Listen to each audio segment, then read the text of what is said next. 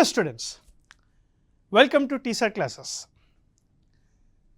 భారత రాజ్యాంగంలోని historical background, evolution, separation of powers theory ఈ అంశాలని మనం లాస్ట్ క్లాసెస్లో చూసుకోవడం జరిగింది. భారత రాజ్యాంగము జనవరి 26, 1950 రోజున అమల్లోకి రావడం జరిగింది. 2 సంవత్సరాల 11 నెలల 18 రోజుల కష్టం మనం ఇప్పుడు చూస్తున్న 75 సంవత్సరాల రాజ్యాంగం. మరి భారత రాజ్యాంగం యొక్క లక్షణాలు ఏంటి? What are the salient features of the Indian constitution? What is the uniqueness of the constitution? రాజ్యాంగంలోని అనేకమైన అంశాలు వేరే కంట్రీస్ నుంచి కూడా తీసుకొని వచ్చాం. సోర్స్ ఆఫ్ ది కాన్స్టిట్యూషన్ అని నెక్స్ట్ క్లాస్లో చెప్తాను. బట్ రాజ్యాంగం యొక్క యూనిక్నెస్ ఏంటి? రీసెంట్గా టీజీపీఎస్సి గ్రూప్ 1 మెయిన్స్లో దీనికి రిలేటెడ్గా ఒక క్వశ్చన్ కూడా వచ్చింది. What are the features of the constitution? Why is Indian constitution so unique? What makes Indian constitution unique? దానికి చాలా విషయాలు ఉన్నాయి. ఒక్కసారి ఒక్కొక్కటిగా చూద్దాం. If you look at the first one, Indian constitution is a largest elaborated constitution in the world. It is the largest constitution in the world. Bharata Rajyangam anedi largest constitution in the world. It consists of parts, articles and schedules. Bharata Rajyangamlo prastutaniki 22 parts ఉన్నాయి. There are 22 parts in the Indian Constitution. 12 schedules ఉన్నాయి. There are 12 schedules in the Indian Constitution. రాజ్యాంగం అమల్లోకి వచ్చినప్పుడు 8 ఉండే, ఇప్పుడు 12 schedules ఉన్నాయి. రాజ్యాంగములో 395 articles ఉన్నాయి. 395 articles ఉన్నాయి. మనకి సబ్ క్లాజెస్, సబ్ ఆర్టికల్స్ అన్నీ కూడాను లెక్కిస్తే 467 ఆర్టికల్స్ ఉంటాయి. ఆల్మోస్ట్ 467 ప్రొవిజన్స్ ఉంటాయి. Indian constitution is the largest constitution in the world. ఎందుకు? వై? నాకు చాలా రీజన్స్ ఉన్నాయి. దానిలో ఫస్ట్ రీజను పాపులేషన్, రెండో reason diversity, inspiration from government of India act 1935, కేంద్ర రాష్ట్ర సంబంధాలు, డీటెయిల్డ్ ఎక్స్ప్లెనేషన్. ఇవన్నీ కారణాల వల్ల Indian constitution is the largest constitution in the world, largest democracy in the world. What is the longest democracy? America. Largest democracy? India. మరి రెండో feature, Indian constitution is a లిఖితపూర్వమైన constitution. It is a written constitution. జనరల్గా there are 2 types of constitutions: written constitution, unwritten constitution. Examples for written constitution వచ్చేసి మనకి USA ఉంది, India ఉంది, Pakistan return constitution యొక్క ఎగ్జాంపులే. మరి అన్రిటర్న్ కాన్స్టిట్యూషన్ ఏంటి sir? Example Britain, UK, New Zealand, Israel. ఇవన్నీ unwritten constitution అనమాట. What is the difference between both? India is called a return constitution. భారత రాజ్యాంగం అనేది return constitution. Return constitution is where it is return once in the history. ఒకేసారి రాసేస్తాం, మళ్ళీ రాయం. ఒకేసారి రాసేస్తాం కాబట్టి there is a difference between primary and secondary constitution. రాజ్యాంగం primary constitution అయితే మిగతా చట్టాలన్నీ కూడాను సెకండరీ కాన్స్టిట్యూషన్స్ అవుతాయి. రిటర్న్ కాన్స్టిట్యూషను రిజిడ్గా ఉంటుంది. It is rigid in nature. It is rigid in nature. Written constitution is rigid in nature. Point number 1. Written constitution is written once in the history. There is a difference between primary and secondary constitution. Written కాన్స్టిట్యూషన్లో న్యాయ వ్యవస్థ కొద్దిగా పవర్ఫుల్గా ఉంటుంది. Judiciary is powerful. Amendment is not easy. అంటే రాజ్యాంగాన్ని సవరించడం తేలిక కాదు, చాలా కష్టంగా చేస్తారు. రూల్ ఆఫ్ లా అని రిటర్న్ కాన్స్టిట్యూషన్లో ఎక్కువగా ఉంటుంది. Rule of law is prevail in return constitution. అదే అన్రిటన్ కాన్స్టిట్యూషను ప్రతి చట్టము లెజిస్లేచర్ చేసిన ప్రతి చట్టము ప్రైమరీ లానే. అందుకే లెజిస్లేటివ్ సుప్రీమసీ ఎక్కువ ఉంటుంది అక్కడ. ఫ్లెక్సిబుల్ కాన్స్టిట్యూషన్ ఉంటుంది. Legislature is very much supreme in that. Okay, so this is your written constitution. మూడో sir, a federation with unitary features. K C Wheare ఏమన్నాడంటే, ఈ side Indian constitution is a quasi federal అని అంటాడు. భారత రాజ్యాంగం అనేది, భారతదేశం అనేది క్వాజీ ఫెడరల్ అంటే ఏంటి? ఈ క్వాజాయ్ ఫెడరల్ అంటే it consist of both the features of federation and unitary. What is the difference? Federation అంటే ఇండియాలో ఉన్నవి ఏవే ఉన్నాయి చెప్తున్నాను చూడండి. డివిజన్ ఆఫ్ పవర్స్ ఉంటాయి సెంటర్కి మరియు స్టేట్కి, కేంద్ర రాష్ట్ర సంబంధాలు. They is a division of powers between centre and state. There is a division of power between center and state, right? There is also a, right, independent judiciary. There is a written constitution. The subjects are divided into 3 lists. India lo union list, state list and concurrent list. Union జాబితాలో ఉండే subjects మీద చట్టాలు చేసే అధికారం కేంద్రానికి మాత్రమే ఉంటుంది. రాష్ట్ర జాబితాలోని సబ్జెక్ట్స్ మీద చట్టాలు చేసే అధికారము రాష్ట్ర లెజిస్లేచర్, రాష్ట్ర శాసనసభకు ఉంటుంది. కంకరెంట్ లిస్ట్లో ఉండే సబ్జెక్ట్స్ మీద చట్టాలు చేసే అధికారము ఎవరైనా చేయొచ్చు. కేంద్రమైనా చేయొచ్చు, రాష్ట్రాలైనా చేయవచ్చు. కానీ అల్టిమేట్గా కేంద్రం చేసింది నెగ్గుతుంది, అది వేరే. సో ఇండియాలో ఫెడరల్ ఫీచర్స్ ఉన్నాయి. అంటే ఇండియాలో డివిజన్ ఆఫ్ పవర్స్ ఉంటాయి. కేంద్రము రాష్ట్రము ఏర్పాటు చేస్తారు. న్యాయ వ్యవస్థ ఇండిపెండెంట్గా ఉంటుంది. ఇండియాలో రిటర్న్ కాన్స్టిట్యూషన్ ఉంటుంది. ఇండియన్ కాన్స్టిట్యూషన్ రిజిడ్గా ఉంటుంది. అంటే సవరణ అనే తేలిక కాదు.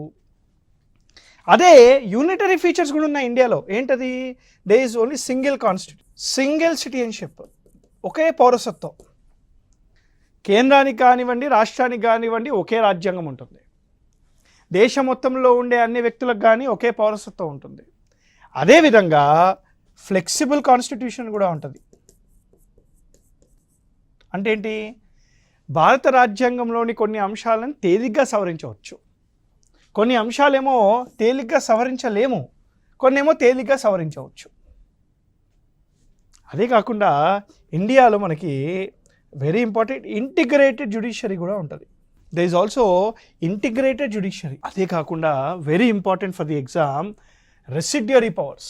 According to article 248 of the Indian constitution, residuary powers అనేవి పార్లమెంట్కి ఉంటుంది. అదే అమెరికాలో రెసిడ్యూరీ పవర్స్ స్టేట్స్కి ఉంటాయి, కేంద్రానికి ఉండదు. ఇండియాలో కేంద్రానికి ఉంటుంది రెసిడ్యూరీ పవర్స్. గుర్తుపెట్టుకోవాలి సార్, ఇది ఎగ్జామ్కి ఇంపార్టెంట్ మనకి. అంటే India is a federation with strong centre అనమాట. మరి ఇండియాలో ఫెడరేషన్ ఉంది మరియు యూనిటరీ ఉన్నా కూడా, నెక్స్ట్ ఇందాక చెప్పా, ఇండియాలో ఫెడరేషన్ ఉన్నప్పటికీ కూడాను సెంటరే స్ట్రాంగ్. ఇండియాలో కేంద్ర రాష్ట్ర సంబంధాలు ఉన్నప్పటికీ కూడాను కేంద్రానికి ఎక్కువ అధికారాలు ఉంటాయి. ఎందుకంటారు? దానికి కొన్ని కారణాలు ఉన్నాయి. What makes the union strong? ఇండియాలో ఆర్టికల్ 248 ప్రకారంగా రెసిడ్యూరీ పవర్స్ అనేవి కేంద్రానికే ఉంటాయి. That makes union strong. Article 2 మరియు 3 ప్రకారంగా ఒక కొత్త రాష్ట్రాన్ని ఏర్పాటు చేయాలన్నా, లేదా బయట ఇండియాలో లేని ఏదైనా ఒక స్థలాన్ని ఇండియాలో కలుపుకోవాలన్నా కేంద్రానికి మాత్రమే ఉంటుంది, వేరే వాళ్ళకు ఉండదు. అది ఇప్పుడు ఉత్తరప్రదేశ్ని 5 రాష్ట్రాలుగా చేయాలన్నా, లేదా పాకిస్తాన్ ఇండియాలో కలుపుకోవాలన్నా కేంద్రమే చేయొచ్చు, రాష్ట్రాలు చేయలేవు. That makes union strong. 3 article 155, రాష్ట్రానికి హెడ్ ఎవరు అంటే గవర్నరు. ఆ గవర్నర్ని అపాయింట్ చేసేది ఎవరు sir? Centre. President of India appoints governor. That makes the centre strong. అంటే ఒక స్టేట్కి హెడ్ అయిన గవర్నర్ని సెంటర్ అపాయింట్ చేస్తుంది. క్లాష్ వస్తుంది కదా ఇక్కడ. అంటే కేంద్రమే స్ట్రాంగ్ ఇక్కడ కూడా. 4 ఆర్టికల్ 169, కేంద్రంలో ద్విసభ కౌన్సిల్. ఒక కౌన్సిల్ని ఏర్పాటు చేయాలన్నా, ఉన్న కౌన్సిల్ని తీసేయాలన్నా కేంద్రమే చేస్తుంది. It is the parliament which has the authority to abolish are create a state legislative council. అదే కాదు సార్, ఇంకా ఉన్నాయి 5 ఆర్టికల్ 11, ఇండియాలో పౌరసత్వం మీద ఏదైనా ఒక రెగ్యులేషన్ తీసుకోవాలన్నా, పౌరసత్వం మీద ఒక చట్టాన్ని తీసుకొని రావాలన్నా కేంద్రమే తీసుకొస్తుంది, రాష్ట్రాలకి సంబంధం లేదు. రాష్ట్రాలకి పౌరసత్వం మీద అధికారం లేదు. We are just called Indians. I'm not called citizen of the state, I'm called citizen of this country. అదే కాదు సార్. ఆర్టికల్ 312 ఒక కొత్త ఆల్ ఇండియా సర్వీస్ని క్రియేట్ చేయాలన్నా కేంద్రమే చేస్తుంది. ఆ ఆల్ ఇండియా సర్వీసు ఎక్కడైనా పనిచేస్తాడు, రాష్ట్రాలలో పనిచేస్తాడు. కానీ ఆల్ ఇండియా సర్వీస్ని క్రియేట్ చేయాలంటే కేంద్రమే చేస్తుంది. It is a parliament which has the authority to create a new all India service under article 312 of the Indian constitution. అంటే ఇండియాలో they is a division of powers between centre and state. కేంద్రానికి రాష్ట్రానికి division of powers ఉన్నప్పటికీ కూడాను కేంద్రమే ఎక్కువగా powerful ఉంటుంది. Centre is more powerful. Why? ఈ కారణాల వల్ల సెంటర్ ఈజ్ మోర్ పవర్ఫుల్. గుర్తుపెట్టుకోవాలి సార్ ఇవన్నీ. రైట్, ఇది మనకి నెక్స్ట్ లక్షణము, federation with strong centre. Both rigid మరియు ఫ్లెక్సిబుల్ అంటే amendment of the constitution. Article 368 of the Indian constitution deals with amendment. సవరించడము, సవరణ. అమెండ్మెంట్ అంటే ఏంటి? చేంజ్ అంటే you add something in the constitution, you delete something in the constitution, or you modify something in the constitution. రాజ్యాంగంలో ఏదైనా ఒక ప్రొవిజన్ని తీసేసినా, add చేసినా, modify చేసినా దాన్ని సవరణ అని అంటాం. ఆర్టికల్ 368 ద్వారా మనకి ఆ ప్రొసీజర్ తెలుస్తుంది. ఇండియాలో there are 2 types of amendment. What is the meaning of rigid amendment? ఈ ఆర్టికల్ క్లాస్ 368 క్లాస్ 2లో రాస్తున్న అంశాలని సవరించాలి అంటే ముందుగా పార్లమెంట్లో రాజ్యాంగ సవరణ బిల్లుని ప్రవేశపెట్టాలి. అలా పెట్టాక లోక్సభ మరియు రాజ్యసభ ఈ రాజ్యాంగ సవరణ బిల్లుని పాస్ చేయాలి. అలా పాస్ అయ్యాక మినిమం 50% రాజ్యాలు దాన్ని రాటిఫై చేయాలి, ఒప్పుకోవాలి. అప్పుడే అది ఇంప్లిమెంట్ అవుతుంది, అమల్లోకి వస్తుంది. అంటే ఏదైతే ఆర్టికల్ 368 క్లాస్ 2లో రాస్తున్న అంశాలు ఉన్నాయో, ఈ ఆర్టికల్ 368 క్లాస్ 2లో రాసిన అంశాలు సవరణ చెయ్యాలి అని అంటే పార్లమెంట్లో ప్రవేశపెట్టాలి, పార్లమెంట్లో పాస్ అవ్వాలి. పార్లమెంట్లో పాస్ అయ్యాక మినిమం 50% స్టేట్ లెజిస్లేచర్ ఒప్పుకోవాలి. మినిమం 50% స్టేట్ లెజిస్లేచర్ ఒప్పుకుంటేనే అది ఇంప్లిమెంట్ అవుతుంది. దాన్నే మనం రిజిడ్ కాన్స్టిట్యూషన్ అని అంటాం, రిజిడ్ ప్రొవిజన్స్ అని అంటాం. రెండోది ఏంటి? Flexible. What is the meaning of flexible? Article 368 class 2 కాకుండా మిగతా అంశాలు ఏవైతే ఉంటాయో అవి ఫ్లెక్సిబుల్ అనమాట. అంటే సింపుల్గా ఇది పార్లమెంట్లో ప్రవేశపెడతారు,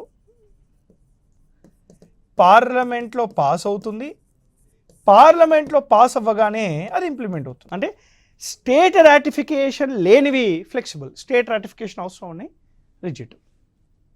so that's why Indian constitution is called both rigid as well as flexible constitution అని అంటాం. అదర్ ఫీచర్స్ ఆఫ్ ది కాన్స్టిట్యూషన్లో ఆరోది India follows parliamentary form of the government. ప్రపంచంలో there are 2 types of governments. ఒకటి ప్రెసిడెన్షియల్ ఫామ్, యుఎస్లో ఉంటుంది. రెండోది parliamentary form, ఇది యూకేలో ఉంటుంది, ఇండియాలో కూడా ఉంటుంది. ఇది ఫస్ట్ క్లాస్లో కూడా చెప్పినట్టు గుర్తు నాకు. What is the meaning of presidential form of democracy? ఇది ఏంటంటే ఎగ్జిక్యూటివ్ 2 రకాలు. దానిలో ఫస్ట్ వన్ ఏంటి? Political executive. పొలిటికల్ ఎగ్జిక్యూటివ్లో దెర్ ఆర్ 2 types. ఒకటి union council of ministers plus president of India. ప్రభుత్వం, కేంద్ర ప్రభుత్వంలో ఉన్న వాళ్ళందరూ.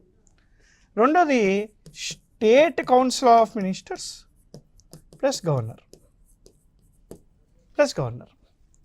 అంటే ఇక్కడ మీరు ఒక్కసారి గమనిస్తే మంత్రిమండలి, కేంద్ర మంత్రిమండలి మరియు ప్రెసిడెంటు, రాష్ట్ర మంత్రిమండలి మరియు ప్రెసిడెంటు వీళ్ళందరూ కూడా లెజిస్లేచర్లో భాగంగా ఉంటారు. they must be part of the legislature. All council of ministers including the president is part of the legislature. All council of ministers including governor is part of the state legislature. అలా లెజిస్లేచర్లో భాగంగా లేకపోతే ఒక మంత్రి 6 నెలల్లో 6 monthsలో he must be part of the legislature either by election or by nomination under article 75 of the Indian constitution. చాలా important sir. Right, ఇండియాలో parliamentary democracy అంటే ఏంటంటే the political executive is part of the legislature. Okay, రెండో చూడండి, next one, 7th one. ఇండియాలో ప్రభుత్వం ఉంటుంది, the government. Government is nothing but an organization which consist of certain people, certain hierarchy with rules and regulations to govern a certain area. ఒక ఏరియాని కొంతమంది కలిసి పరిపాలించే విధానాన్ని ప్రభుత్వము అని అంటాం కదా. ఇండియాలో గవర్నమెంట్లో ఎన్ని రకాలు ఇది చూడాలి జాగ్రత్తగా చూడాలి. ఒకటి, ద యూనియన్, కేంద్ర ప్రభుత్వం. ద స్టేట్, రాష్ట్ర ప్రభుత్వం. ఈ లోకల్ గవర్నెన్స్లో మళ్ళీ 2 రకాలు, పంచాయతీ రాజ్ సంస్థలు, రెండోది మున్సిపాలిటీస్. ఇంతేనా? ఈ 3 మనకు తెలిసింది, ఇంకా ఉన్నాయి 4 యూనియన్ టెరిటరీస్, కేంద్ర పాలిక ప్రాంతాలు. మొత్తం ఎన్ని యూనియన్ టెరిటరీస్ ఉన్నాయి? 8 యూనియన్ టెరిటరీస్ ఉన్నాయి. దానిలో 3 విత్ లెజిస్లేచర్స్. రీసెంట్గానే జమ్మూ అండ్ కాశ్మీర్లో ఎన్నికలు కూడా జరిగాయి. సో కేంద్ర పాలిక ప్రాంతాలు 8 union territories are there. 5 schedule 5 areas. There are schedule 5 areas. ఈ షెడ్యూల్ 5 ఏరియాస్ ఎన్ని రాష్ట్రాలలో ఉన్నాయి? They're in 10 states directly governed by the President of India. Schedule 6 areas, 80 states. Assam, Tripura, Meghalaya, Mizoram. Cooperative societies. Sahakara Sangalu, Part 9B of the Constitution. Part 9B of the Constitution, Sahakara Sangalu. చూడండి, government అనేది మన ఇండియాలో the union, the state, local governance, union territories, schedule 5 ప్రాంతాలు, schedule 6 ప్రాంతాలు, cooperative societies, ఇవన్నీ కూడా ఉంటాయి అన్నమాట. Okay, part 5, part 6, part 9, part 8, right, schedules 244 class 1, 244 class 2, right, part 9B cooperative societies అన్నమాట. ఓకే, నెక్స్ట్ వన్ చూడండి. ఇండియాలో first past the post system మరియు ప్రపోర్షనల్ రిప్రజెంటేటివ్ సిస్టమ్ 2 ఉంటాయి. డెమోక్రసీ అనేది 2 రకాలుగా ఉంటుంది, డైరెక్ట్ డెమోక్రసీ మరియు indirect democracy. Know what is the meaning of direct democracy? Right, ఇక్కడ రైట్ టు ఓట్ ఉంటుంది మరియు రైట్ టు రీకాల్ కూడా ఉంటుంది. స్విట్జర్లాండ్లో చూస్తాం మనం. Madhya Pradesh is the first state in India to implement direct democracy in local governance. Right to రీకాల్ని తీసుకొచ్చిన ఫస్ట్ స్టేట్ ఇండియాలో మధ్యప్రదేశ్. గుర్తుపెట్టుకోవాలి సార్ ఇది. ఓకే, మరి ఇండైరెక్ట్ డెమోక్రసీ అంటే ఏంటి? ఓన్లీ రైట్ టు ఓట్ మాత్రమే ఉంటుంది. దీన్నే పార్టిసిపేటరీ డెమోక్రసీ అని కూడా అంటారు, లేదా రిప్రజెంటేటివ్ డెమోక్రసీ అని కూడా అంటారు. ఇండైరెక్ట్ డెమోక్రసీలో రైట్ టు ఓట్ వచ్చేసి 2 రకాలుగా ఉంటుంది. First past the post system, proportional representative system. First past the post system, proportional representative system. ఈ first past the post system ఇండియాలో లోక్సభ ఎంపీస్కి గాను, అసెంబ్లీకి చెందిన ఎమ్మెల్యేస్కి గాను, పంచాయతీరాజ్ సంస్థలు రైట్ మెంబర్స్కి గాను, మున్సిపాలిటీ ఎలక్షన్స్కి గాను, మున్సిపాలిటీ మెంబర్స్కి గాను ఇది యూజ్ చేస్తాం. ఈ యొక్క ఎన్నికల విధానాన్ని దీనికి యూజ్ చేస్తాం. మరి ప్రపోర్షనల్ రిప్రజెంటేటివ్ సిస్టమ్ దీనికి యూజ్ చేస్తాం సార్. రైట్, రాజ్యసభ ఎంపీల యొక్క ఎన్నికలు గాను, స్టేట్ లెజిస్లేటివ్ కౌన్సిల్ ఎమ్మెల్సీస్కి గాను, ప్రెసిడెంట్ ఆఫ్ ఇండియా ఎన్నికలకి గాను, వైస్ ప్రెసిడెంట్ ఆఫ్ ఇండియా యొక్క ఎన్నికలు, దీనికి మనం ప్రపోర్షనల్ రిప్రజెంటేటివ్ సిస్టమ్ అనే ఒక పద్ధతిని యూజ్ చేస్తాం. సో ఇండియాలో 2 రకాల ఎన్నికలు ఉంటాయి. ఈ 2 రకాల ఎన్నికలు డెమోక్రసీ, డైరెక్ట్ డెమోక్రసీ, ఇవన్నీ కూడా ఉంటాయి అన్నమాట. ఇది 8th one. మరి రెండో విషయం, నెక్స్ట్ ఫీచర్ ఏంటి? What is the next feature? ఇండియాలో బోత్ ఇండిపెండెంట్ జ్యుడిషియరీ ఉంటుంది, ఇంటిగ్రేటెడ్ జ్యుడిషియరీ కూడా ఉంటుంది. ఇది మీకు ముందే చెప్పినాను మీకు ఇది. What is the meaning of independent judiciary? ఇండియాలో రాజ్యాంగాన్ని కాపాడే వ్యవస్థ కాబట్టి భారత న్యాయ వ్యవస్థ ఇండిపెండెంట్గా పనిచేస్తుంది. మరి what is the meaning of integrated judiciary? Any law passed in India can be reviewed and implemented by any court. ఇండియాలో ఎవరు చేసిన చట్టమైనా కూడాను ఎవరైనా దాన్ని సమీక్షించి అమలు పరచవచ్చు. యూనియన్ చట్టాలు, కేంద్రం చేసిన చట్టాలు సుప్రీంకోర్టే తీసుకొని రావాలి, అక్కడే రివ్యూ చేయాలని లేదు. కేంద్రం తీసుకొచ్చిన చట్టాలు డిస్ట్రిక్ట్ కోర్టులు కూడా ఇంప్లిమెంట్ చేయొచ్చు. దాన్ని ఇంటిగ్రేటెడ్ జ్యుడిషియరీ అని అంటాం. ఇండియాలో జ్యుడిషియరీ వచ్చేసి ఇంటిగ్రేటెడ్ సిస్టమ్గా ఉంటుంది. Supreme court at the top, high court at state level and lower courts.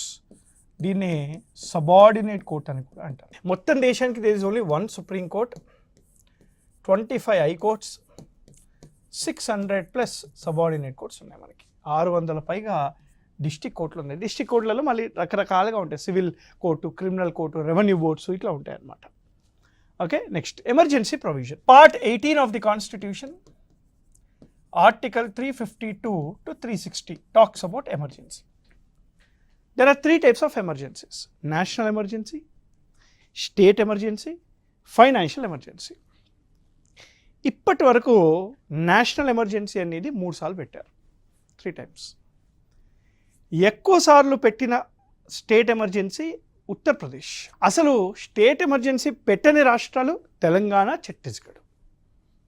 Till now financial emergency was never imposed.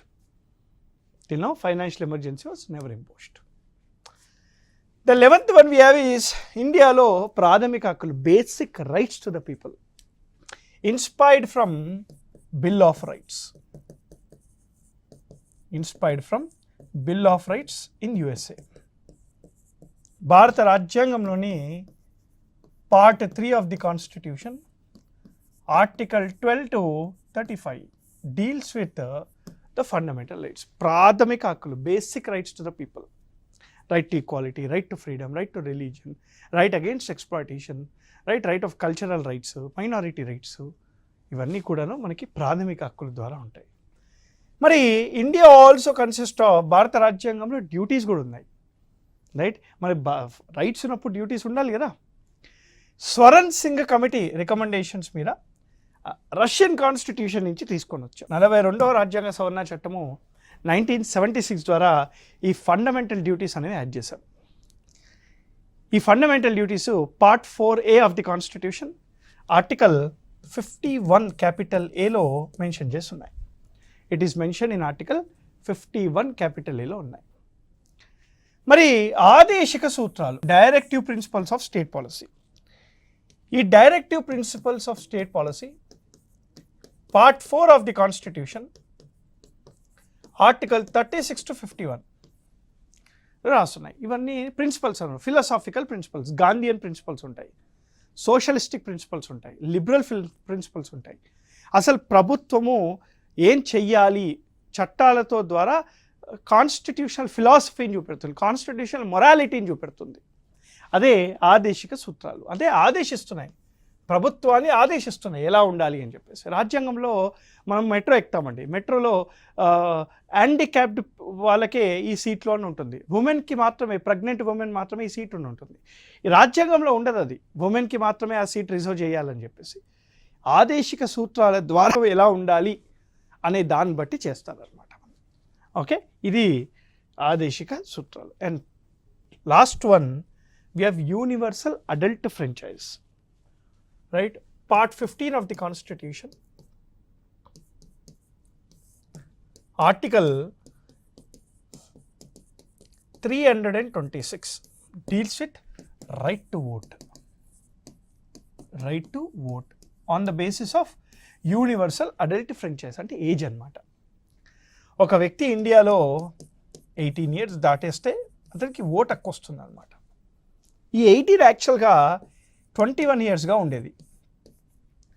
Rajiv Gandhi గవర్నమెంట్లో 61వ రాజ్యాంగ సవరణ చట్టం 1989 ద్వారా 61వ రాజ్యాంగ సవరణ చట్టం ద్వారా మనకి ఈ ఆర్టికల్ 326లో సవరణ తీసుకొచ్చి రైట్ టు ఓట్ అనేది ఇప్పుడు ఆర్టికల్ మన ఏజ్ అనేది డిక్రీజ్ చేయడం జరిగింది.